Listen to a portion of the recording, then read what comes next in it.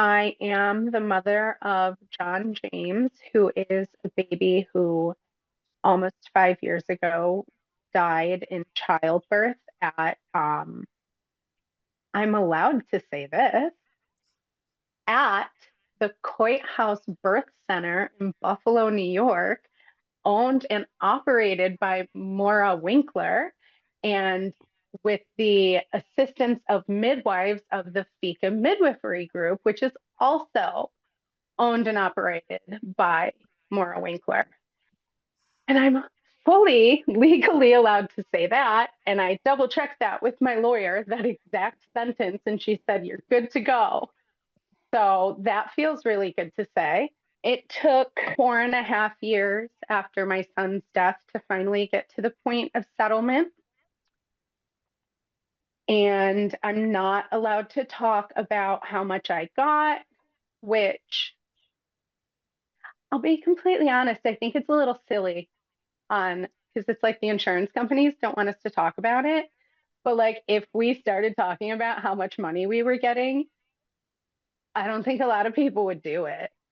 Like a lot of people would be like, it's not 5 years of having like my heart ripped open to be consumed by lawyers and judges and doctors and expert witnesses and people I've never met, people who don't care to know me. And that's what I get from it.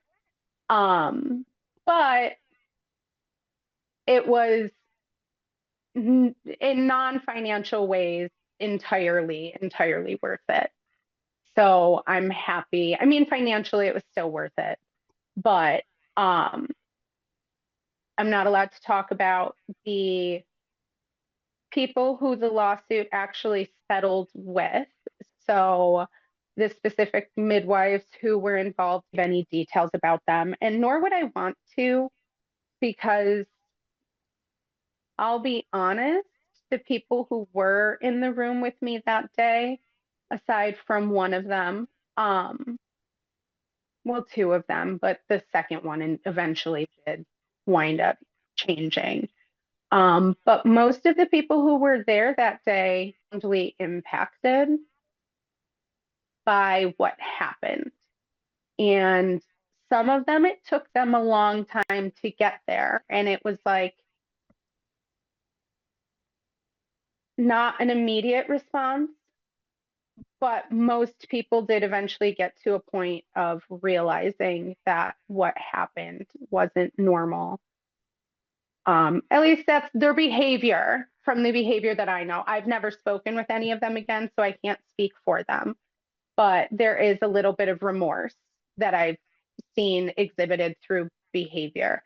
The reason that I am allowed to talk about Maura Winkler in detail and the Coit House in detail and FICA midwifery in detail is that, well, to be frank, she is independently wealthy prior to becoming a midwife. She comes from family money and she makes a lot of money as a midwife, and she has like a whole basket of non-liquid assets behind her, and she is extremely litigious, and she was prepared to keep me wrapped up in a court battle for as long as she could keep it sustained, which would be exponentially longer than I could keep it sustained.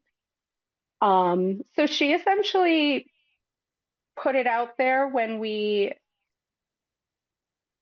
were trying to just keep it moving forward. She throws things at the wall, like legal things at the wall, like spaghetti, just hoping something sticks to stall the process until she comes up with the next game plan.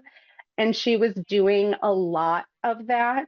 So I actually made the choice to drop her from the lawsuit and proceed forward with the other parties after I discussed with my lawyer that in the end, I was going to take this lawsuit as far as I had to in order to preserve my ability to say Maura Winkler, Coit House, fecal midwifery. I had power over it. I had the choice. And it was the first time in the whole situation where I actually was like, wait a second, I have the power to stop her from doing what she wants to do. I'm moving forward. I'm seeking settlement. I'll sign the NDA with the people who, from my understanding, everybody else who was involved in the lawsuit wanted to settle immediately. Like they didn't, there was no fight coming from anybody, from my understanding. Um, Again, I can't speak for anybody, but we had known since early on that we were not willing to cut off our tongues for this. And this was like the way that I was able to not only like preserve my voice, but also like take back my ability to say, no, enough is enough. You've gone too far. And I get to end this. Did you have the same lawyer from beginning to end?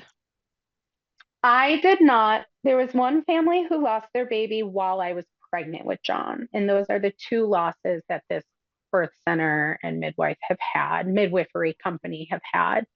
Um, I heard about that loss while I was pregnant and I asked about it. And I was literally, not even essentially, I was literally told the mom and dad did no prenatal testing and the baby was born incompatible with life. So I was like, okay, that's like, I can't begrudge people for that. So if they decided like I'm here in a birth center where we support people's right to choose, I'm not going to judge that, but I'm also not going to judge my midwives for not catching a fetal anomaly that the parents didn't want to catch. So it was one of those things where I was like, okay, like that actually adheres to like the morals and the values that I thought I was signing up for with you guys. And and I remember the whole conversation in social media after the baby died, because obviously with first in betrayal, it made its rounds. People knew about it. It was definitely a conversation on social media that that baby had passed. But there was just such a chatter about like, well, if the mom was mad, if the dad was mad, if they thought Pico was responsible, if they thought this, if they thought that, they'd be saying it. They'd be talking about it. They would have filed a lawsuit. So me being like, okay, well, a lawsuit wasn't immediately filed. So obviously there's like, I had no idea how a lawsuit works. So when my son died, we have some lawyers and law professionals in my family. So before we even left the hospital, my mom and dad had started the like, who do you guys recommend type thing. And within like 2 weeks, we had called and gotten a phone call back from a lawyer who essentially was like, you're never going to believe this, but I just signed a retainer with the family whose baby died with them. And that was the first I ever heard that that family didn't think everything was just like kosher with how their child died. Um, so we very rapidly were able to find an attorney. We very rapidly had signed retainers. Everything was kind of like chugging along. It didn't really seem like everything was standard with him. And I don't think I would have felt as comfortable with the outcome of my lawsuit if I had stayed with that attorney. But thankfully, there was a conflict of interest that he shared with both families with them and somebody else who was involved in all of our care. So he had to bow out of both lawsuits and he referred us to somebody, a different law professional at a different office who didn't have a conflict of interest. And I remember that person, it took him a very long time to get back to me. And I'm like, we're already like a year and a half after my son died. I'm done playing games. So I reached out to somebody else I know who is local to me who won a lawsuit against Eileen Stewart. And I was like, who was your attorney? And she gave me that person's name. And I called her, and she was another one who was like, it's so weird. Like, you're not the first person I've spoken with about this, these people. And I know she's had other cases since I became her client where she's had to turn it down, where it's like, unfortunately, yes, malpractice was committed, but malpractice is based on damages. And if you and your baby aren't disabled, there's no damages. Um, so I did have to switch lawyers at one point. I think it was beneficial for the outcome of the lawsuit. Um, but the lawyer I wound up with was stellar. She was just very, very, very good at what she does. I think that it is really important to like see it through to the end if you've got it in you. But I don't know that most people can endure a lawsuit. I had like extremely favorable conditions surrounding our situation. Besides that, Maura kept throwing everything at the wall to try to stall, which is the same thing she does for everything. She's doing it with the license hearings that she's got coming down the tracks now. That's just how she is. Um, Besides her stalling it, everything worked out. Like the level of malpractice was so blatant. The evidence of it being like a systemic problem that it like comes from the top down at the Coit House was easy evidence to come by. There was a lot of like just plain out admissions of certain types of guilt. So for me, there was a lot of favorable things. Like we got real headwinds on my lawsuit. It also helps that John and I are exceedingly legally literate people. Like I have family and friends that are like judges in our county. John's mom is a child advocacy attorney. So like even though we were new to lawsuits, we were new to like the process of being in litigation. We had people that like the whole time, like my one cousin who's an attorney, she does contract law. And she said part of the reason that she can't do litigation law is that the wheels of justice turn painfully slow. And she's like, I just can't handle it. I can't like watch as people live in pain while things go at a snail's pace. So you definitely, you like, I think everybody should, if they're in this position, if you're harmed by somebody medically, unfortunately, we live in the United States. There is nothing in this world that works quite the way that a lawsuit does when it comes to tracking data, providing information, setting precedent. There's really, if you want to protect other people from going through what you went through, you at least have to start the process of a lawsuit and see where it goes. Because, like Danielle, you did that. And through doing that, you learned that Nevada is crap for parents who lose a child in childbirth, and it is crap for people. And like I learned so much about the justice system in New York State. I learned so much that can help me help other people in the future. But simultaneously with fighting a lawsuit, you need to be in therapy. You need to be like, I know a lot of people shy away from medication and stuff like that, but if you need it, there's no amount of like vegetables and naps that can get you to the right mindset. You need a good support system. You need, like, I don't work. I'm very fortunate that I don't work, and I don't know if I would have been able to maintain a job and the lawsuit. Even though the lawsuit, it's only like every couple of months you would have to like respond to a couple of emails, gather a couple of papers, and then it would just be nothing. But it's like you could all of a sudden you're down and out for a week because you get one phone call. Um, so it's very tedious. It's very difficult. It's very trying. Um, but I wouldn't have been able to properly grieve my son without it. And I wouldn't have been able to properly understand what happened, why it happened, how it happened, and where I go from here if I didn't do it.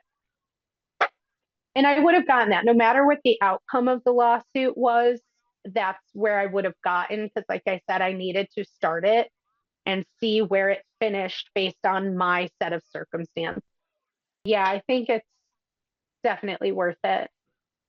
financially, nobody can tell you what the value of your child's life is. There is no value to your child's life. So I don't, if you're looking for money out of it, you're going to be exceedingly disappointed with the outcome because there's no money that makes you feel okay about it. But we wanted, I wanted to legally preserve my right to say that she did this to me.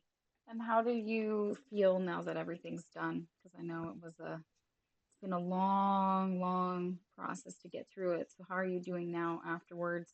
Definitely a new part of the book.